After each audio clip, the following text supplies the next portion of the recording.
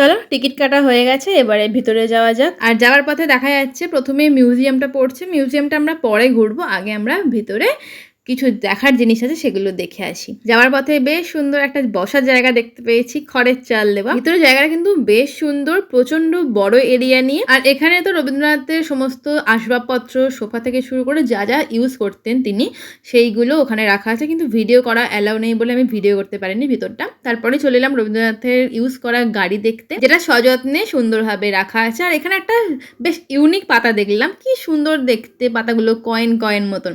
আর এই গাছটা তো দেখে মনে হচ্ছে কত বছরের পুরনো। এবারে যাওয়া যাক মিউজিয়ামের ভিতরে, কিন্তু দুঃখের বিষয় মিউজিয়ামের ভিতরেও আমাদের ভিডিও অ্যালাউ নেই, সেই জন্য বাড়ি থেকে তোমাদের দেখিয়ে দিলাম। এবার এখান থেকে বেরিয়ে চলে এলাম সোজা আমরা সোনাঝুরি হাটে, কিন্তু সোনাঝুরি হাটে আমরা কিছুই কিনতে পারিনি। ইচ্ছা ছিল অনেক কিছু কেনার, কিন্তু মিস্টার জানার শরীরটা খারাপ হয়ে গিয়েছিল, তাই জন্য ফাঁকা জায়গা দেখে আমরা একটুখানি বসে রেস্ট নিচ্ছিলাম। আর বাকিরা সবাই কেনাকাটা করেছে, প্রায় 1 থেকে 1.5 ঘন্টা পরে ওরা ট্রাভেলারে ফিরলো। এবারে আমাদের যাওয়া যাক সোজা বাড়ির পথের উদ্দেশ্যে। নেক্সট টাইম আবারও শান্তিনিকেতন আসার ইচ্ছা আছে, সোনাঝুরি হাটের জন্য বিশেষ করে। এবারে কেনাকাটা হয়নি তো কি হয়েছে, নেক্সট টাইম এসে আমরা প্রচুর কেনাকাটা করব। চলো চলে এলাম দেখতে একটি শক্তিঘরে। শক্তিঘরে এই রেস্টুরেন্টে ঢুকে সবাই একটুখানি খাওয়া দাওয়া করলো। মিস্টার জানার তো শরীরটা খারাপ হয়েছিল বললাম, সেই জন্য ও খায়নি, আমিও কিছু খাইনি, কারণ আমার পেটটা সত্যিই ভর্তি ছিল সকালের ব্রেকফাস্ট করার পর থেকে।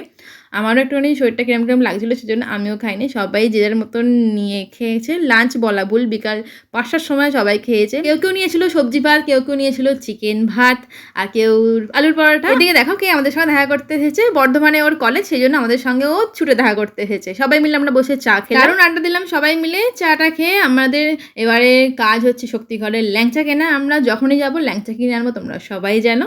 তাই জন্য ফারিন সাজেশন দিল যে মামা ভাগ্নের ল্যাংচাটা নেই, খুব সত্যিই ভালো।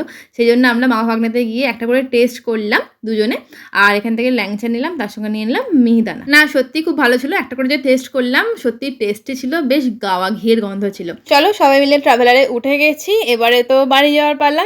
দুদিন বেশ সুন্দরভাবে কেটে গেল, সারা জীবন মনে থাকবে এই দুদিনের কথাটা। আবারও আমাদের নেক্সট প্ল্যান করতে হবে, নেক্সট ট্রিপের প্ল্যান করতে হবে। বলতে না বলতে আমাদের নেক্সট ট্রিপেরই কিন্তু প্ল্যান হচ্ছে, সেটা কিন্তু খুব তাড়াতাড়ি আসতে হবে দাদা, ঠিক আছে? আমাদের যেহেতু ওদিক থেকে বেরোতে লেট হয়ে গেছে, সেজন্য এদিকেও আমাদের লেট হচ্ছে। আস্তে আস্তে সবাই নেমে যাচ্ছে যে যার ডেস্টিনেশনে, আর আমরাও প্রায় বাড়ির কাছাকাছি চলে এসেছি। আজ আর আমরা আমাদের বাড়ি ফিরবো না, আজ দাদার ফ্ল্যাটেই থাকবো। সকালবেলায় ঘুম থেকে উঠে আমরা বেরিয়ে যাবো আমাদের বাড়ির পথে। চলো দাদার ফ্ল্যাট পর্যন্ত আমরা চলে এসেছি। রাতে আমরা বেশ ভালো ঘুমিয়েছি, সকালবেলায় ঘুম থেকে উঠলাম, উঠে দাদা আমাদের জন্য সবার জন্য ব্রেকফাস্ট অর্ডার করলো, ধোসা অর্ডার করলো। ধোসা খেয়ে আমরা বেরোলাম ওই 12টার দিকে, অনেকটাই লেট হয়ে গেছে। চলো নেক্সট ব্লগ নিয়ে আবারও ফিরবো। 2 দিন তো বেশ সুন্দরভাবে কাটালাম, চলো আবারও এরকম ট্রিপ চাই। চলো আজকের মতন টাটা।